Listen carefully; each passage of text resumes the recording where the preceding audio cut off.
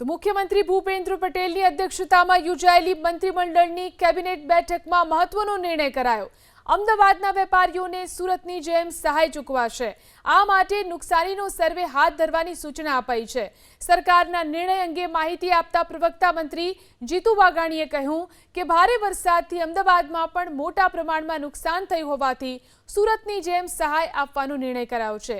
મંત્રી જીતુ વાઘાણીએ સ્પષ્ટતા કરી હતી કે આ નિર્ણય માત્ર અમદાવાદ પૂરતો મર્યાદિત નથી, પરંતુ રાજ્યમાં જ્યાં જ્યાં ભારે વરસાદને કારણે નુકસાન થયું છે ત્યાં જરૂરી કાર્યવાહી કરવામાં આવશે।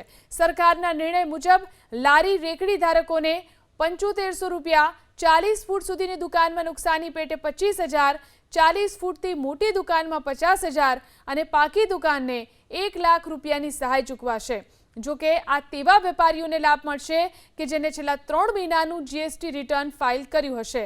તો સુરતની જેમ જ અહીં પણ પૂરગ્રસ્ત વેપારીને 7% દરે 3 વર્ષ સુધી લોન અપાશે। આ લોનમાં 5 થી 10 લાખ રૂપિયા સુધીની વ્યાજ માફી અપાશે। ભારે વરસાદ અને ઓવરટોપિંગના કારણે રસ્તાઓ તૂટી જવાની સમસ્યાના કાયમી નિરાકરણ માટે કેબિનેટ બેઠકમાં મહત્વનો નિર્ણય લેવાયો છે। મહાનગરપાલિકા અને નગરપાલિકાના આંતરિક રસ્તાઓને તબક્કાવાર સિમેન્ટ કોન્ક્રીટ રોડમાં ફેરવવામાં આવશે। આ ઉપરાંત ગામ તળ વિસ્તારમાં વારંવાર પાણી ભરાવાની સમસ્યા ધરાવતા રસ્તાઓને પણ તબક્કાવાર સીસી રોડમાં રૂપાંતરિત કરવાનો નિર્ણય લેવાયો છે।